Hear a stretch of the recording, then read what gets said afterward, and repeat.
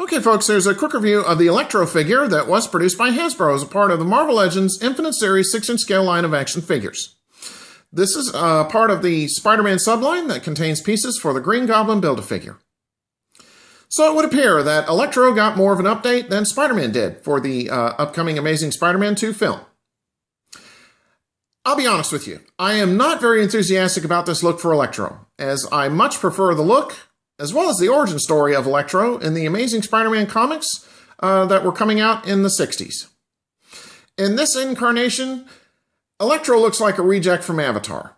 And if what I saw in the trailer is accurate, Max Dillon is being portrayed as a socially inept dweeb, when in the comics that I read back when I was growing up, Max Dillon, he's just an out-and-out arrogant scumbag.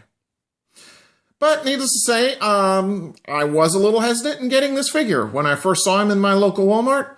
But my curiosity about the figure did win out, so I decided to go on ahead and pick him up. Okay, there are numerous articulation joints on this figure. Electro has articulation in the head, shoulders, the upper biceps, the elbows, the wrists, the diaphragm, the waist, the hips, the calves, the knees, and the ankles. There is good 360-degree movement with the head, as well as good up and down movement.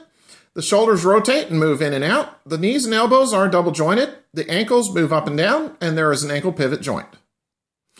There is additional articulation just above his boots.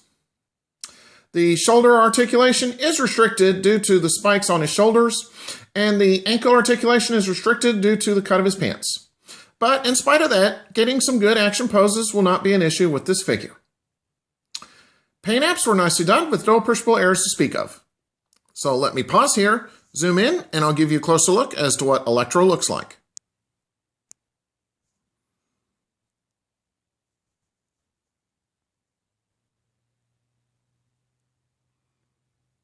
Okay. All right, Electro came with some accessories, so let me show you what they are. There was no figure stand included in the package. Okay, so here are the alternate head and hand sculpts. The lightning bolts and pegs on the hands, they look and feel very fragile, so I suggest extreme caution when switching them out. Also, be careful when switching the head sculpt, as this lightning bolt decoration that you see just above his right eye, that feels very fragile as well, and it feels like it could potentially break off. And here is the Green Goblin Build-A-Figure piece that came with this figure. This is the Green Goblin's left arm, along with some flame accessories. And as I said with the Amazing Spider-Man figure review, this figure does have an interesting look to it. And I am curious as to how the finished figure will look.